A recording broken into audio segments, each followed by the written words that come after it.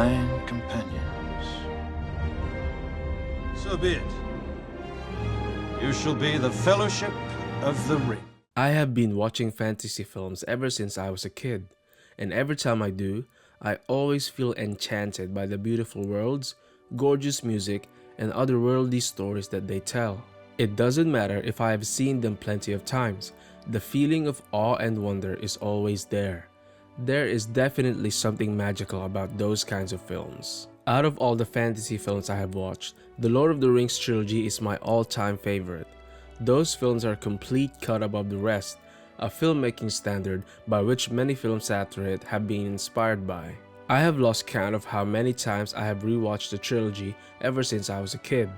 Throughout the years, I never get tired of watching those films, and still, they never cease to amaze me. The epic moments are still epic no matter how many times I have watched them. The iconic music still sounds iconic to me, no matter how many times I have heard them. And the memorable characters still maintain their stylishly polished charm, even though I have memorized all of their lines and I know what will happen next. These three are my favorite comfort films. However, there is one film that stood out from the rest for me, and that is not because of many objective qualities, as all three of them are equal masterpieces for me. That film stood out because it is simply more rewatchable for me, as that is the film that I often choose to watch when I only have time to see one Lord of the Rings film, and it is The Fellowship of the Ring. In my process of writing this video, I tried to declutter my mind and pull it out of the depths of nostalgia to be able to provide reasons on what made The Fellowship of the Ring so damn rewatchable. The first thing that I thought of is the beautiful and mesmerizing world of Middle-earth. The Fellowship of the Ring has provided many of the most captivating ethereal sceneries, not just in the Lord of the Rings trilogy, but in the fantasy film genre as a whole. The film starts off gorgeously by showing the evergreen beauty of the Shire, where all worries seem to go away. It is also in this film where one of the most aesthetical places I have ever seen was shown. Rivendell, a jewel among the orc-infested lands of Middle-earth. Seeing the peculiar architecture for the first time, and how the place seems to be always bathed in sunlight or glowing at night, inspired my childish imagination in so many ways. When the Fellowship finally began their quest, the sceneries of the places they were journeying on were epic and breathtaking. Even Moria had some beauty in its own way, but I'm specifically talking about Khazad-dûm. That was one of the most awe-inspiring underground civilizations I have ever seen. The vastness of the place and the impressive height and size of the columns were a sight to behold. After the bleak beauty of Moria, the Fellowship then went on to the most jaw-dropping, ethereal place I have ever seen, Lothlorien. Seeing this place for the first time as a kid was an incredible experience.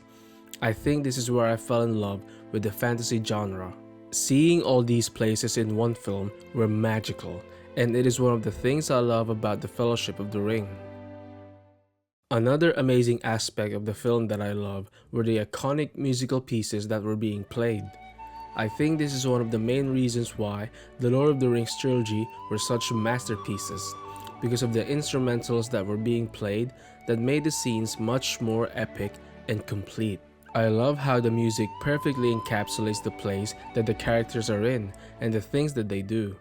The musical piece concerning hobbits is one of the most memorable and iconic instrumental in the film, and that piece instills in me a sense of joy and of living in a peaceful, carefree way, much like how the hobbits feel in the Shire. The music in Elrond's secret council meeting was also memorable, especially after Frodo decided to take the ring and the Fellowship was slowly growing one by one, offering themselves to him and the quest. The music in this scene was calm, full of hope, and also gave off a feeling of companionship, which completed the scene and made it iconic. Of course, we cannot forget another iconic scene where the Fellowship started their journey. That montage of the Fellowship traveling from Rivendell to the top of towering cliffs and endless fields became one of the most epic moments in the trilogy, and the musical score playing in the background were a great part of that. Lord of the Rings, of course, had a lot of epic moments, but they also had soft, empathetic moments that are not as flashy but just as important in all aspects of the film: the companionship among the characters. One of the many things that made Lord of the Rings so great is the strong bond between the Fellowship and how it is being displayed and proven time and time again throughout the trilogy. These moments trigger the heartstrings of us viewers whenever we watch it. In this particular film, the bond between the four hobbits was endearing to watch. Sam joining Frodo on his dangerous quest without hesitation, then Merry and Pippin accompanying them when they realized they were being chased by Nazgul. I love how all of them chose to help each other without question. Their companionship became even better when Aragorn joined them in Bree. One of my favorite scenes that display this is when they were surrounded by the Nazgul at Weathertop, and Aragorn faced all 9 of them to save the hobbits. A true protector and a man of his word.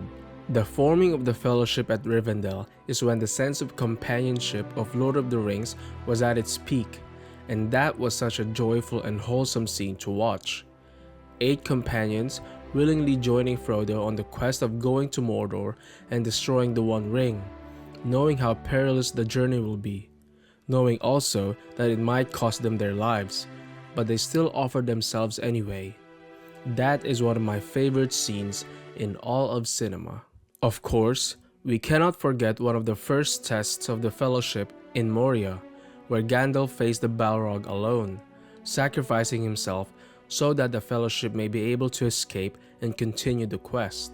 At the last part of the film, when the Fellowship was attacked by Saruman's Uruk-hai, that was one of the best scenes that showed the strong bond between them. That was also one of my favorite scenes in cinema because it is epic and emotional. Aragorn declining the ring from Frodo and then willingly facing a battalion of Uruk-hais by himself. Boromir displaying his bravery and honor by risking his life to save Merry and Pippin, dying in the process.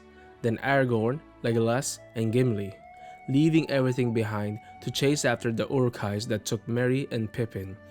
Those were all heartfelt and inspiring displays of companionship that made me love this film so much.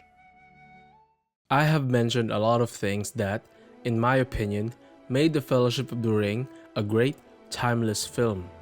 The gorgeous sceneries, beautiful music, and the inspiring and lovable characters that have a lot of strong values which ultimately show the strength of the bond that they have for each other. I have one last thing to mention as to what made this film so rewatchable, and those are the epic moments that inspired and excited me that I can't stop thinking about them. There are a lot of them in the film, but one of my, and I think, the entire fandom's favorites is the epic battle between Gandalf and the Balrog. Those are one of the most visually striking scenes I have ever seen, and it is also here where the iconic line, "You shall not pass," was born.